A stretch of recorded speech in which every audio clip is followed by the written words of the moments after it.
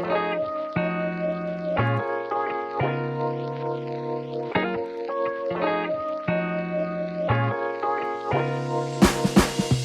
everyone, I am Jordan Garcia, and this is the Twitter's Hidden Gems podcast, the show where we interview, highlight, and get to know small creators on Twitter. The goal is simple. We'd like these largely undiscovered people who are incredible at what they do to move from hidden gems to discovered gems. We'll hear about their backstories, their failures, successes, and journey to make their side projects their main source of income. And who knows, we may look back a year from now only to realize that we got to interview the now widely successful content creator when they were just starting. Let's get into the interview.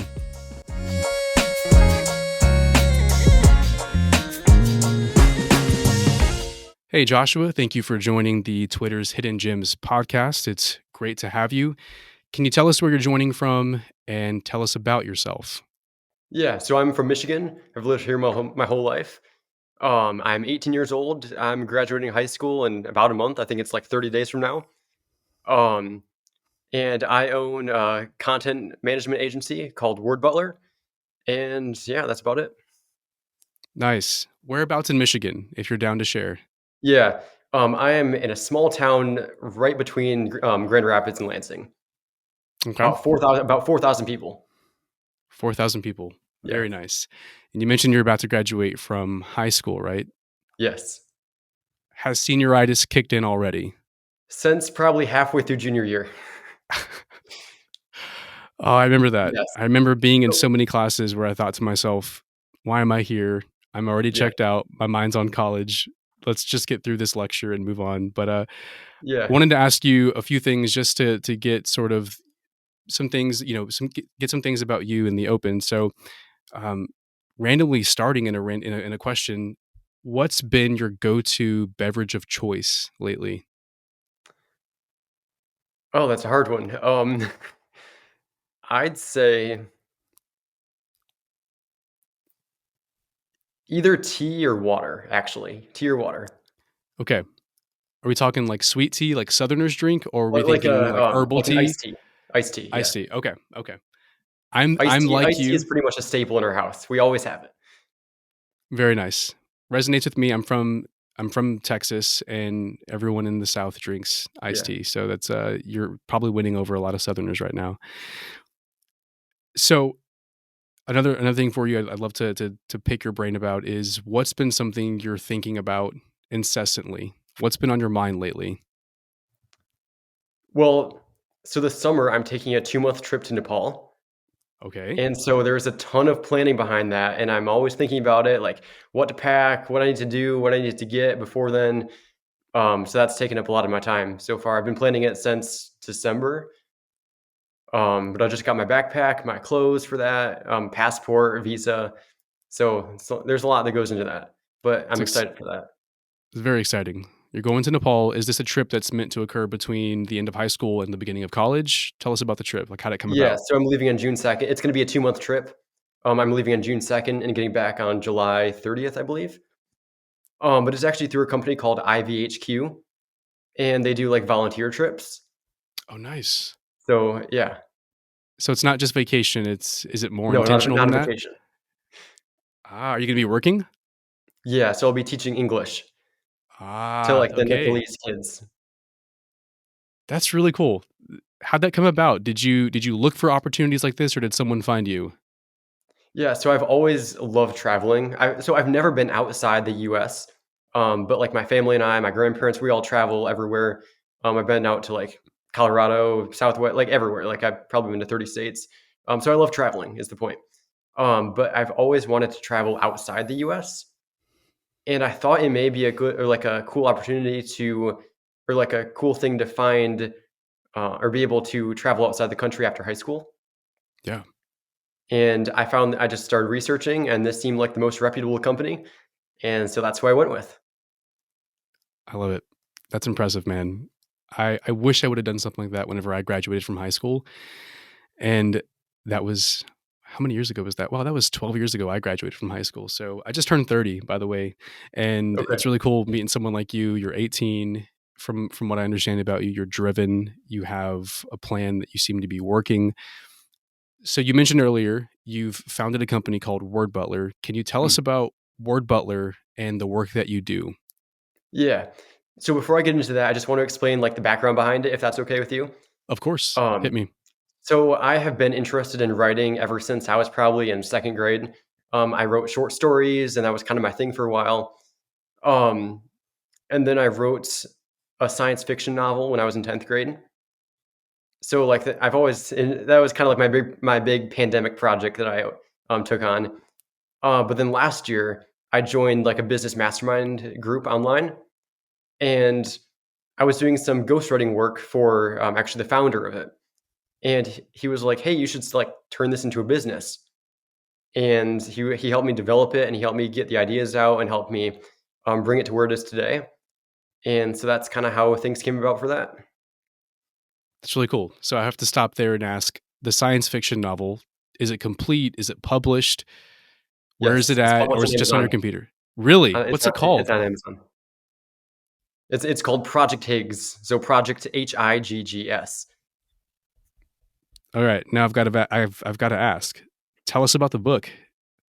Yeah. So honestly, I haven't like looked at it in a while, so like the details are a bit rough in my mind. But so like I said, it's a science fiction novel. It involves the multi. I'm not sure if you're familiar with science fiction or like how into it you are. But it involves like the multiverse and particles called Higgs boson. And so basically, I'll give you the synopsis or like the general idea. Yeah. So basically, there is this kid named Elias, and his parents work for like this really advanced technological organization, and they released this new device that could transport you anywhere in the universe, anywhere in time, super high tech. And one day they're unveiling it to the public, and something goes seriously wrong, and like they're both killed, and everyone around is killed, but Elias and his brothers actually escape, and they get back home. And then a few hours later, Elias talks to his brothers, and they have no clue what just happened. Like they don't even remember it. And so it's just Elias kind of trapped in his own brain. He remembers the situation like with his parents dying and everyone dying, but um no one else does. And so his whole quest is to travel into the multiverse. He actually meets his future self, because his future self comes back. And so they have to travel into the multiverse and save his parents because they're still alive somewhere. He just has to bring them back to this present time and this present universe.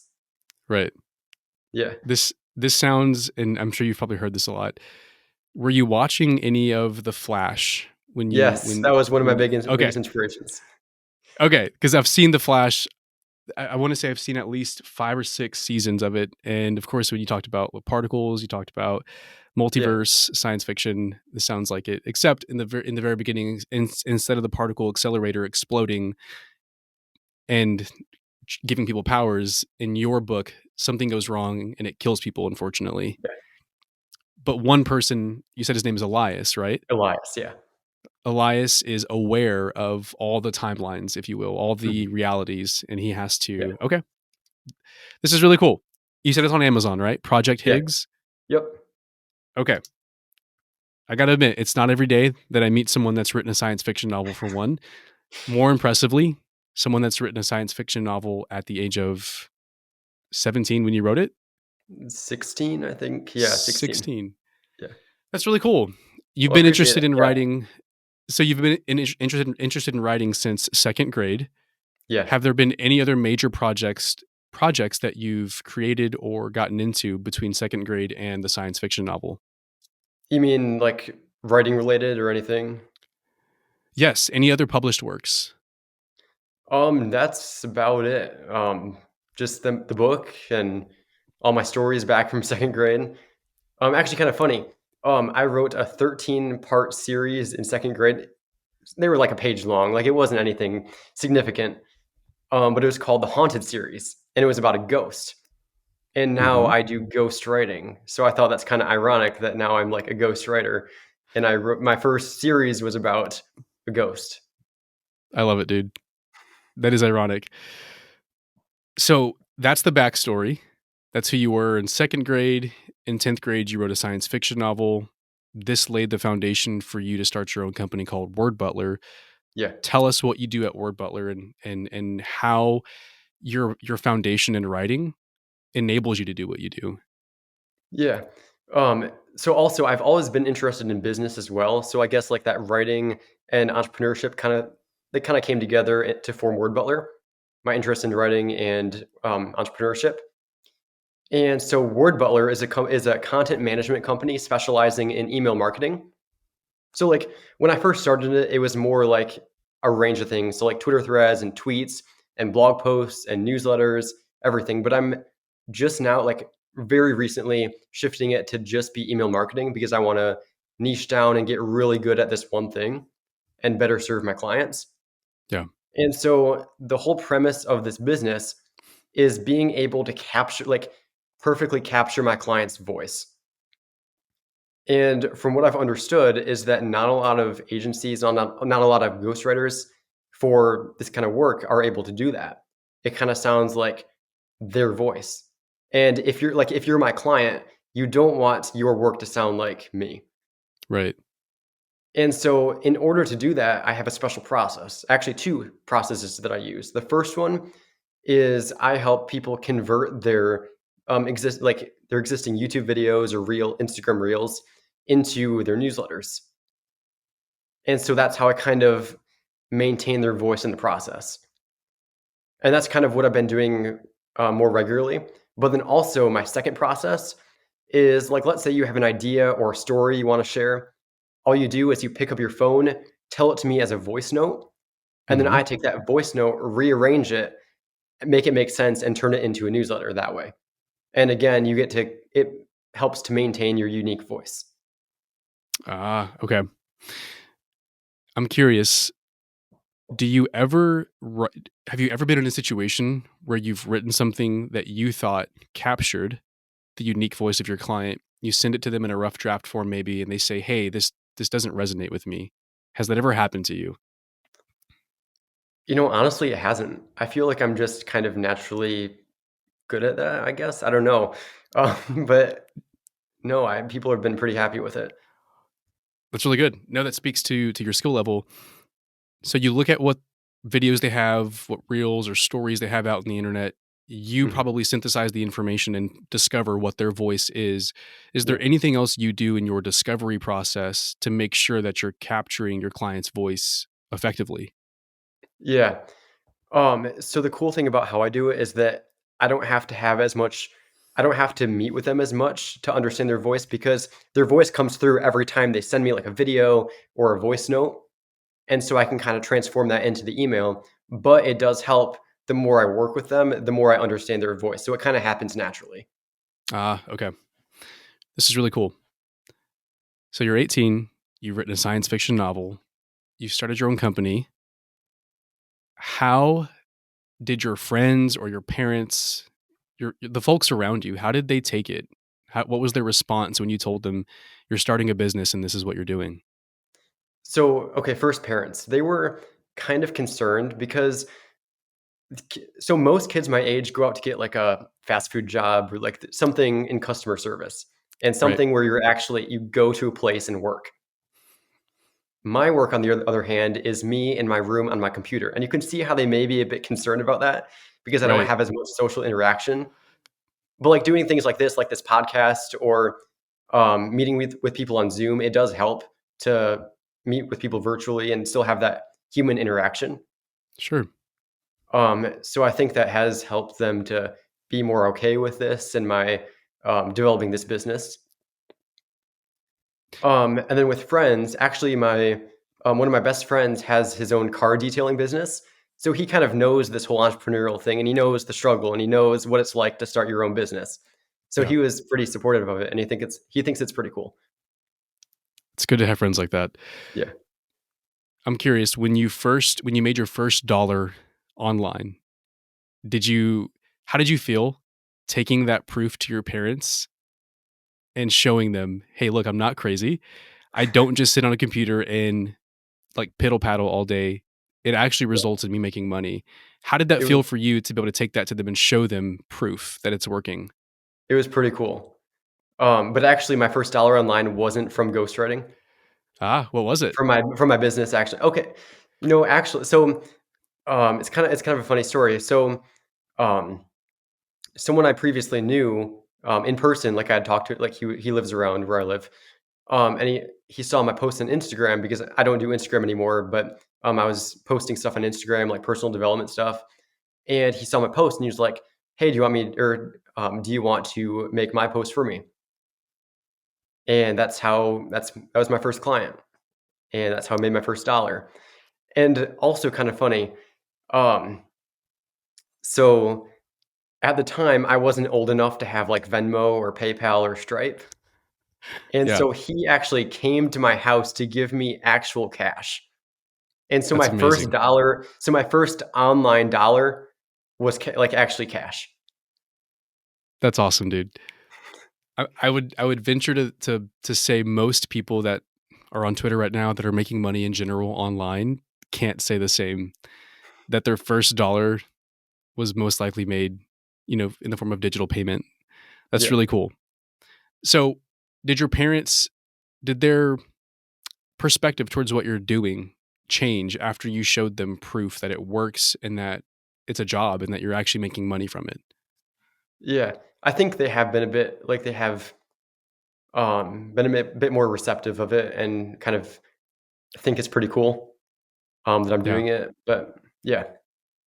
it's really cool. When when you made your first dollar, when you showed your parents, you saw that it worked. Did it give you more confidence in the sense of, yes, I can do this, yes, I can make money from it, or did you already know that and you were like, oh, I expected this. This is par for the course. How did it land with you when you made your first dollar, when you started landing clients? How'd that land with you? I mean, it was pretty cool making my first dollar, but, like, still I was a bit like, "Am I really cut out for this?" And, like, "Can I really do this?" There was still a bit of imposter syndrome there. But I think Yeah. my perspective is, like, I've made more money online, after my first client, I've had multiple clients, but I feel like the imposter syndrome is still there, and I'm still kind of unsure if I'm going to ultimately be able to make this work. Yeah. But it's gotten better. Well, mad kudos to you for pushing through that. I I would I would guess people that are still in their teen years probably face a lot of naysayers or maybe at least thoughts like you're talking about, maybe imposter Mhm. syndrome and negative thoughts in the form of your own brain telling you things that, are uncomfortable to hear. Your own brain probably telling you like, "Oh, no one's going to take you seriously. You're young. Why would Yeah, why would someone hire you for this?" And I think what is a human experience is feeling those things and feeling imposter syndrome and pushing through it because like yeah, we all feel it. I feel it. I just turned 30 by the way, and there's still times where I'm asking myself, why would anyone take me seriously online? Why mhm, would anyone hire me for XYZ? I still feel like yeah, I haven't done enough. I still feel like I don't have enough social proof or testimonials or experience. And yeah, what's actually helped me with that is I forgot who it was. I connected with someone recently, or I followed someone recently that's a CEO. I can't remember. Forgive me. They're high up at what they do. They've been doing it for years. mhm, And they shared a vulnerable thought and they said, I've been doing this for all this time. I have tons of experience. I have tons of proof that shows that I can do this. And I still fight imposter syndrome. And I mhm, still feel like I don't know what I'm doing. And there are many days where I go into work and I don't know how to do what it is that I've been asked to do, but I just figure it out. And I was like, yeah, holy cow, someone that we would look at as an expert, as accomplished, as all those things, they admitted, I'm still figuring it out. yeah, I'm still fighting through all these things as well. And it's very admirable that you at your age have done something like this. And so I was going to ask you, you mentioned entrepreneurship has been something that's been on your mind for a while, starting a business. yeah. Was there anything in your childhood that became the catalyst or foundationed your thoughts towards entrepreneurship, or has it just always been a natural inclination for you? I've always enjoyed entrepreneurship. I ran lemonade stands, like yeah, like everyone does. But actually, before that, I sold rocks at garage sales, No way. Did and you make people bought money? them. Like, and my grandma still has like a rock from my rock sale in her house on like a ledge. But yeah, I sold rocks. That's what I did. How did you frame it to clients or to potential buyers? You just said buy my Um, rocks, or did I you think give them faces? I was just like probably 5 at the time, and I was just kind of this cute kid, and people just wanted to buy rocks because they were like, "Oh, he's a cute kid, and I just want to buy stuff from him." I love that, man. I'm not gonna lie. If I saw a kid at a garage sale selling rocks, I'd be like, dude, mad respect. You're selling Yeah. something. Yeah, here's $1. Here's $2, whatever it may be. That's really cool. So you've always been that way then. Mhm. Okay. Yeah.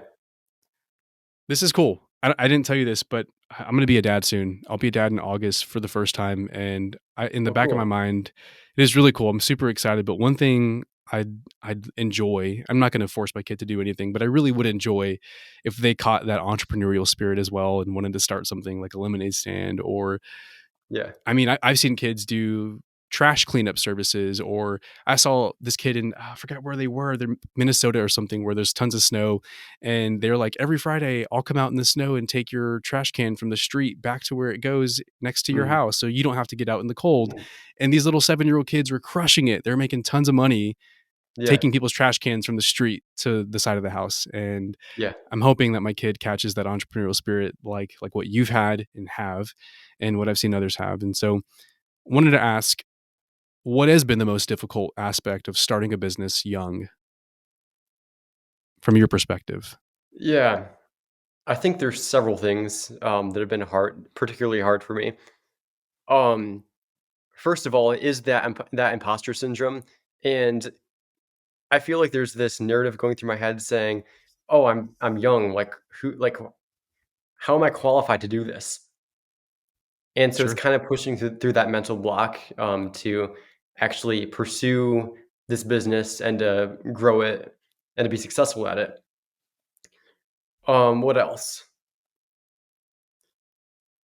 What's been difficult? There's a lot of things that have been difficult, but getting clients has been a lot harder than I thought, and framing my offer in a way that resonates with potential clients. Mhm. And it's a lot of cold outreach and asking people if they wanna, if they would like to invest in my services and figuring out um, what their needs are, things like Yeah. that. So walk me through a typical sales cycle for you. Let's say you do cold outreach, someone responds positively. Do you take them to a phone call? Do you just continue chatting in email or written format? What does the process look like? And walk me through what somebody would walk through if they were going from start to finish with you, from cold outreach to a potential client. Yeah. So my main social channel is Twitter, and so that's where I do all my DMs. I don't have that solid of a process, because I'm always experimenting, always trying different things. While my business is still in its early stages, so I'm trying things. Um, but so you have like the cold DM. We talk a little bit, and I kind of ask them what their kind of indirectly what their problems are because no one wants to talk about what their problems are. Um, Sure. and so I kind of get to know who they are and what they're struggling with. And then when I kind of get a better sense of who they are and what they're struggling with, I ask if they would like to schedule a call, and then I send them my booking link so they can just my Calendly link, um, and they can just schedule a call, whatever time works best for them, and we go from there. And we have a sales call, and yeah, Dude, this is impressive. I was thinking back to what I was doing at your age, and I was getting ready for college, of course, and like a lot of the people you've seen in your environment, my first job was at a restaurant, customer service. I was waiting tables at Buffalo Wild Wings. I don't know if you guys have that in Michigan, yeah, but I was waiting tables at Buffalo Wild Wings, and I didn't get involved in any sales activities until I graduated from college. And my first job was in a job where I was making cold calls and doing sales activities. And so the fact that you're taking this on, again, you didn't allow your inexperience to stop you. You didn't allow your lack of sales experience to stop you either. You're doing it. So how would you say, if someone asked you, how did you overcome those mental barriers? Like, how did you overcome that fear of getting on a sales call for the first time or sending cold outreach for the first time? How would you encourage someone else to get over it the way you did? And how did you get over those fears Yeah, and the lack of experience? get a coach. That has been Really? by far that has been the thing that's helped me get as far as I did. Because I've tried many different businesses in the past, all failed, no money made. But after I joined like the mastermind group that I told you about, Yeah. um, it's really been helpful because not only do I get that coach, but I also get like a community of people who can help me and all have a range of experiences. So that's been really helpful. That is very interesting. I didn't even think Because about. it's hard when it's just you trying to figure everything out. It's much Right. easier when you have someone who has the experience and who can help you guide you through the process. Yeah. So you found a business mastermind community. You have Yeah. folks in there that have this expertise. And how did you go about getting them to help you? Did you just ask to jump on a call with them? Did you make a post? How did you facilitate the mentor to mentee relationship within the community? You mean like how I started or Or maybe because I don't know the specific design or layout of the community, but did you have to specifically seek someone out and say, "Hey, I know that you have expertise in this. Can you help me, you know, hone my sales skills?" Or was that part of the curriculum within the community that you're in? Yeah, so, last May was when I joined it. So basically, um, so the community was kind of hosting this, free mastermind or like this free, 3-hour call, just going over sales skills, whatever. Um, and then the founder of the group actually he was like, "Hey, let's hop on a call," and he wanted to get to know me better, and we just kind of he was like, "Yeah, if you wanna join the community, we can do that." And kinda went from there, and I started doing work for him to kinda get some experience under my belt, some ghostwriting experience. Um, so yeah. Really cool. Okay. That makes sense. What I'm taking away though is what made the difference between the businesses that didn't make it and the one that did is you had coaching and Exactly. you invested in yourself to make what you're working on work instead of just doing it with head knowledge and going solo. But that did I did have to overcome some mental blocks with that too because I've always been like I've considered myself like a lone wolf. Like I've always wanted to do things by myself. Yeah. I never wanted to invite people in to help me because I thought like I can do it by myself. Right. But it's been really helpful having someone to help me and help guide me. Absolutely. I love that. On the topic of your work, what has been or what is your favorite thing about ghostwriting and the work that you do? And then to the opposite end, what is your least favorite aspect of the work that you do? Yeah. So aside from writing, because I love writing, I really like being able to meet new people and get on calls with them and kind of talk, even if it's like not even business related, just like talk with them and understand them. So that's really cool, being able to network, that kind of thing. Um, it's satisfying when my clients say they love my work. I Oh mean, yeah. yeah. Um, my least favorite. Let me think about that. Probably just the cold outreach. It's kind of tedious. It's a lot. Yeah. I'm with you, man. Now and even when I was in sales, I I didn't like the cold outreach part because you're asking for permission to have a conversation in a lot of ways. You're knocking on a door Mm, and you're hoping people open. I always enjoyed the conversation itself. They open the door, you start talking, you form a genuine connection, whatever it may be. You have a great chat, and it goes from there. I always enjoyed that part. I never really enjoyed the mhm. knocking part, the Yeah. figurative knocking on the door, the figurative, "Hey, can we chat?" And I think sales, the topic of sales, has a lot of people that are active salespeople that give it a bad name to an extent. Yeah. And I never resonated with the people that do slimy things, what I would consider slimy things.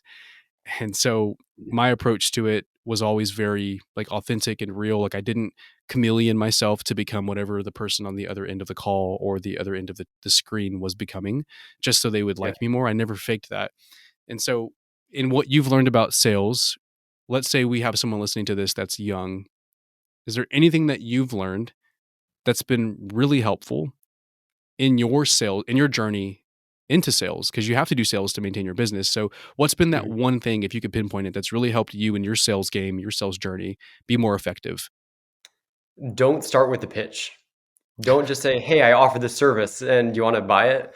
That's very ineffective because they don't know you, they don't trust you, they have no idea what you do. Right. So, I feel like when I start by complimenting them and, like, a genuine compliment, and then I kind of start to understand who they are and what their struggles are, and then they're more receptive of, like, "Hey, let's hop on a call," because they trust me, they've spent time with me, and so Yeah, it's a lot easier to get them on a call that way. absolutely. So, you get them on a call. You don't open with a pitch. What do you open with on a call? Yeah, so at first it's I like to kinda keep it casual at first just to kind of, "Hey, where are you from? What do you like?" And I haven't done many of these calls, it's been mostly cold DM so far, Sure. but the times that I have done these calls, I start out casual and just ask them where they're from, what they like, and then I start kind of probing into the problem, what they're struggling with, and then we start talking about potential solutions and how I may be able to help them. Or actually, I did this with a guy recently. I connected him with someone else who may be able to help solve his problems better than I can. That's awesome. Because one thing that my coach was telling me was, as a salesperson, your job isn't to sell your service. It's Right. to it's to find them the most effective solution. You're getting some good coaching, man. That's really awesome. But it's good that you were able to recognize that opportunity to enact the advice that you were given from your coach. Because a lot of people, especially when they're newer to the sales game, they just want to make every opportunity fit, whether it does or not. So for Mhm. you to have the EQ to recognize the situation that you were in and say, you know what, I'm probably not the best fit for you, but this person is, that's Mm. awesome. And it may come back around to benefit you in the long run because you had their best interest in mind Yeah. instead of your pocketbook in mind whenever you did And there's that. 2 So, ways to look at it. There's 2 ways to look at it too. So, like, you wanna make sure you're keeping their best interest in mind and also yours too, right. because you don't wanna take on a client who's gonna be a terrible fit for you. It may be a good fit like, it may be something they need, but if it may not be the perfect fit for you. Absolutely. It's a good point, man. Being that you're in ghostwriting, copywriting in general, what is something that people misunderstand about the work that you do? So, funny story. Um, so one day at lunch, I was typing on my computer, writing an email for a client, and I actually wrote a tweet about this recently, and I posted it. And so my English teacher walks over, and I was explaining to her, like I'm doing some work for a client, and I was telling her I do ghostwriting, and she was like, "Wait, do you write essays for students?" And I was like, "No, I don't do that. Uh, I do like email marketing." And I think people, especially from an academic, like my grandma said the same thing. I think from an academic sense, they're thinking more like I write essays for students for them to turn in. Yeah. Um, but yeah. What else? No, that's a good one. If you wanted Yeah, to stop there, that's a really good one yeah, because that's definitely somebody misunderstanding what you do, and they probably had that have that thought in their mind from the yeah, various movies and TV shows that are out there where you have the smart nerdy kid charging the jocks and everyone else to do their homework, and I could see how that would yeah, be a false perspective and an inaccurate perspective of what people think that you do. yeah. But that's And really then and then cool. also yeah, and then also, copywriting in general, people think it's all about, like, being a great writer. It's not. It's being able to understand the psychology. It's being able to understand how people think and how people's minds work. Because in the end, it's about selling, and you wanna figure out the best way to, like, how do people perceive, like, the sales process, that kinda thing. Sure. And how have you built your skill set in copywriting? Did you take courses? Have you read Yeah, a books? lot. How did you build up what you have right now? Books, courses, everything. Are you I don't want to put you on the spot, but do you have any recommendations for books and or courses that anyone wanting Yeah. to learn copywriting could delve into? Yeah, so there's two guys on Twitter, who are really great copywriters. One, his name is Kieran Drew, I follow and him. the other one is George Ten. I also follow him. Okay. Did you take their And they courses? huh? So I've taken Kieran Drew's courses, and they're phenomenal. Um, but then George Ten just came out with like a new mastermind program. I don't know much about it. He just closed the doors on it though, so like I can't join right now, but I will in the future when he opens them back up. Yeah. I was actually expecting you to mention Dickie Bush and Oh yeah, they're Nicholas great too. Cole. Yeah, Okay. yeah, Dickie and Nicholas. Yeah. Yeah. The Ship 30 for 30 guys. Yep. I use a few I've gotten into a few of their free resources because I'm new. I'm new to Twitter, I'm new Mhm. to content creation, all this stuff. So I'm trying to learn how to write more effectively myself. Honestly, the concept of ghostwriting, the concept of copywriting, I just discovered what it was about a year and a half ago because I was Mhm. my niche, my passion topic is personal finance, just money in general. So I was on that side of Twitter where I was reading great content from all these folks that are really good at money. And then Mhm. I kept seeing stuff pop up where people were saying, if you want to learn a profitable skill, learn copywriting. And it kept coming up over and over and over again. So I kept looking at it and I was like, you know what? Let me check into this whole copywriting stuff. Let me figure out what it's about. I haven't done more than, again, some service level research and some basic understanding of frameworks, but we have Kieran Mhm. Ju, we have George Tin. I do follow him, by the way. I haven't taken a course, but who knows? I may get into something in the future. Were there any Yeah. books that made a big difference for you that you can think of off the top of your head? Um, it's just been the courses. Let me think. So there's one that I picked up a few months ago. It's called The Copywriting Handbook by who is it by? Robert Bly, I think it is. I think that's his name. It's a huge book. I think it's like 600 pages. But it goes over everything. It's pretty good. I think it's in the sixth edition. Awesome. Okay. So it's updated for the digital age. There we go. Well, sweet. I'm taking notes, by the way.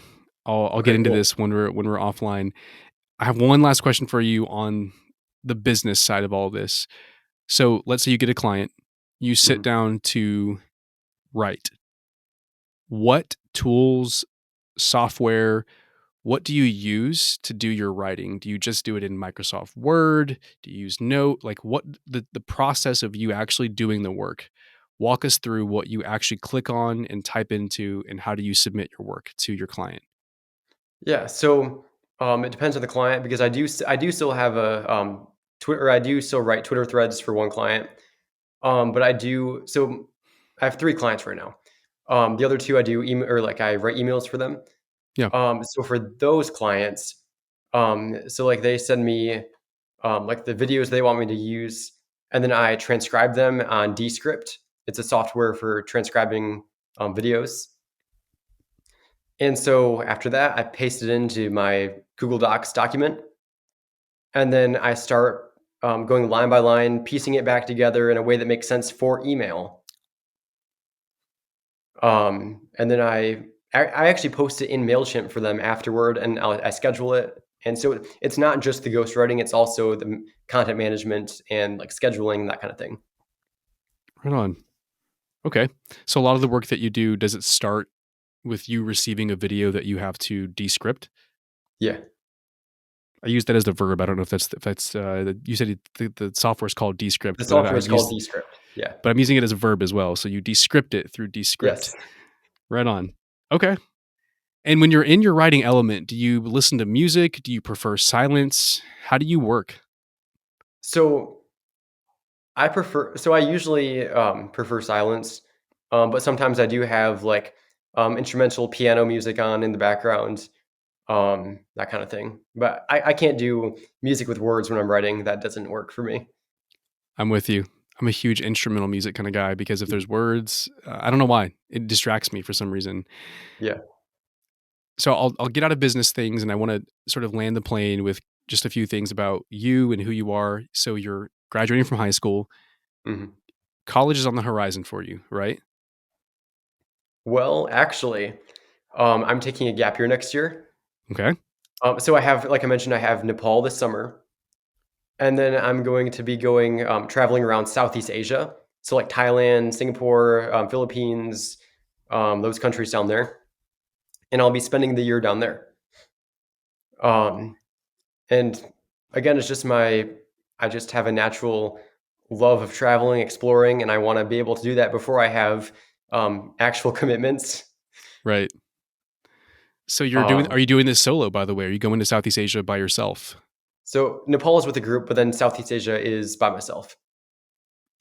I love it, dude. By the way, I just got back from Thailand this past October. Oh, Loved it. cool. Yeah. And we hit up Bangkok? Bangkok, Chiang Yeah. Mai, and Phuket. Okay. So I actually just random thought, Chiang Mai, my favorite of the 3 cities that I visited, partially because when we went to Phuket, we were there during monsoon season, Mm. and it was flooding and it was raining nonstop. So we didn't get to go to the Oh, beach and have that typical tourist experience. But Chiang Mai, they had night markets the days that we were there, and we'd go out like at 10 o'clock at night. And I mean, almost any street we walked down, there was just rows of vendors with amazing food, desserts, trinkets, clothing, whatever. And it was dirt yeah. cheap, man. So just Yeah. I have to ask. random. Yeah. Yeah, I have to ask, did you get to haggle at all? Let me think about it. I didn't. Here's why. The pricing was like the prices were so cheap, dude. I it was we would eat, my wife and I, we would have 2 entrees, 2 drinks, and it would be $6 to $7 American. Yeah. And so I didn't Super haggle. cheap. It was Yeah. super cheap. So I felt like it was a blessing to just get what I was getting for as little as I was paying for it. And even Yeah. the massages that we got, I want to say they were like $10 to $15 for an hour-long massage. Mm. And here in the States, an hour-long massage will cost you at least $70 to $80. So Yeah. it was really cool getting the purchasing power that we had with the dollar over there is incredible. Yeah. But from a cultural experience, the food, the environment, the people that we got to be around, Chiang Mai was our favorite spot.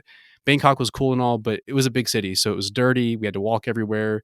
It was not as easy to have those authentic experiences. But Chiang Mai, like you can walk almost everywhere, and you're in neighborhoods. You're not in city streets. You're not next to the Yeah. large buildings.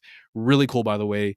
Loved it, and mad props to you for being willing to go to Southeast Asia by yourself. That's not, again, not an easy thing to do. I'm a And bit scared, but, I'm getting out of my comfort zone. yeah, well, if you started a business at your age and you're living it, you seem like a guy that doesn't allow fear to hold you back. So I try not to. that'll right. That'll help you when you're international. But Mhm. definitely, I will say, because every country does have pros and cons, things to look out for. You strike me as a guy that would do this already, but read up on things that you should look out for in advance. Because as an American, yes, there are going to be certain people that are bad actors and they will try Mhm. to scam you and or rip you off in some kind of way. So if you're aware of all Yeah. of the common scams, you'll be good. But again, you strike me as somebody that would go into that prepared. But Mhm. that's really My mom cool. said she's my mom said she's gonna put a Canadian flag in my backpack, so, like, everyone assumes I'm Canadian. Do you think that'll fare better for you if they think you're Canadian instead of I don't American? I don't know, I just hear that people are more receptive to Canadians than Americans. I don't know. Yeah, I think they have a better international reputation than we do. Yeah. But I don't really know. Yeah. That aside, though, are you going to keep doing the work that you're doing now while you're in Asia? Are you going to continue Yes. WordButler and all your online entrepreneurship? Okay, you are. Yes, and so my whole thought process behind that, so, like, I did have, like, I worked as a dishwasher, like, I had regular jobs, before, and my thought process is that if I can build this up now, I'll be able to take it with me wherever I travel and have a sustainable source of income.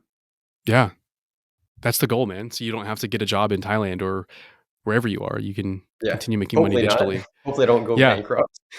No, hopefully not. But that's really cool, man. I love the tenacity that you're approaching life with and overcoming the normal fears that anyone would have doing what you're doing. And I also second your love for travel. My wife and I visited, I want to say 5 or 6 countries in the last couple of years.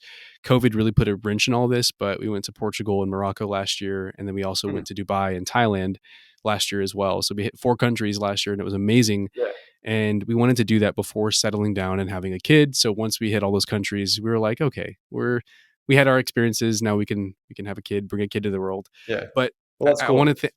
is very cool. And once I think our kid turns 1 or 2, whatever age we randomly decide on, we'll start traveling again. But Mhm. I'm eager to see your journey because you're online. So I would imagine at some point when you're in Southeast Asia, you'll post pictures. When you're in Nepal, you may post pictures Definitely. of what's going Yeah. on.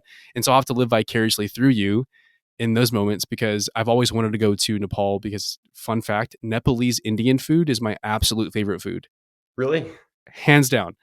So I Yeah. envy you, and I'm sure you'll get into a lot of really great cuisine when you're in Southeast Yeah. Asia. Actually, just last week, my family made, dal bhat for dinner, which is like the staple, like the Nepalese staple food, which was actually pretty good. Yeah. Oh, that's incredible. Are your parents nervous about you being overseas by yourself? Yes. Yes. Very much so, yes. Yeah. Are you gonna learn any self defense or have any pepper spray or anything with you just in case things go south? So, probably, like, I'm a black belt in Taekwondo, so I do Hey, have there we some go. knowledge of that. It's probably been 6 years since I've done Taekwondo, but, like, I know a little bit. Um, but yeah, That's really I cool.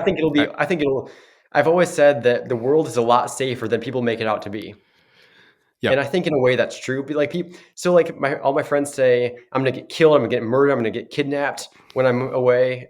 I don't believe that because, like I said, I believe the world is a lot safer than people make it out to be. Yeah. And you're right, because I've been to some shady countries and I made it out just fine.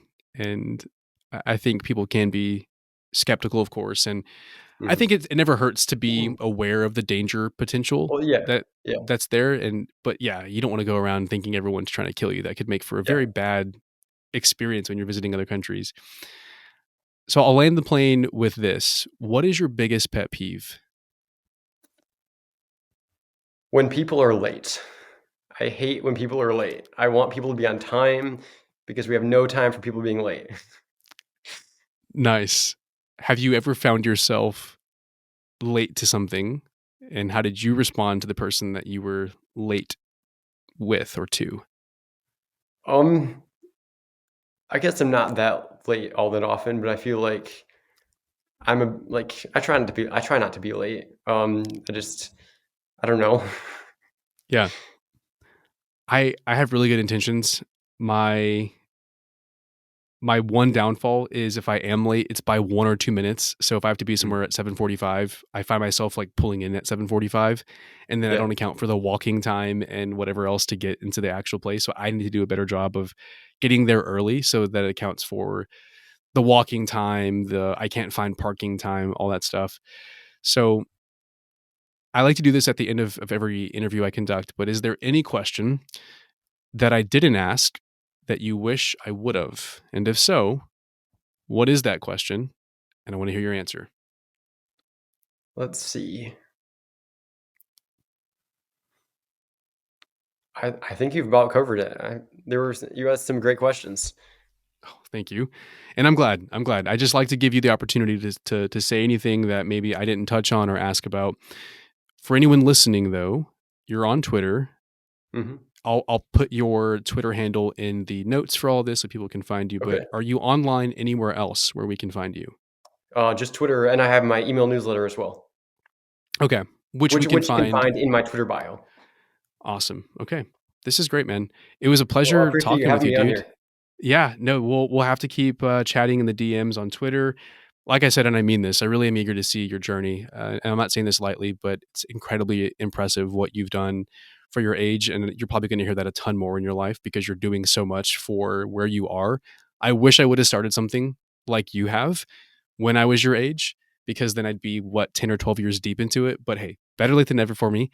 And I hope Exactly. that Yeah. when someone listens to this, that they're inspired by you and what you've done and how you've overcome, again, imposter syndrome, inexperience, your age, or people misunderstanding what you do. Like they're thinking you're doing essays for your fellow students. So Yeah. mad respect to you, Joshua. It's been great chatting Well, with thank you. you. I'll catch you Thank you next so time. much. And thank you again for joining. See you later Yeah. on. Thank you. That's it for today's show. Thanks for listening, everyone. If you listened this far, you're the real MVP. If you like this episode, please drop us a 5-star review. For every 5-star review I receive, I'll give my dogs a treat. I swear. Lastly, be sure to follow me on Twitter at The Good Steward. That's THA Good Steward. And if you'd like to nominate someone to be interviewed on this podcast, please send me an email. My email is jcgarciamoney@gmail.com. Until next time, everyone, see you later.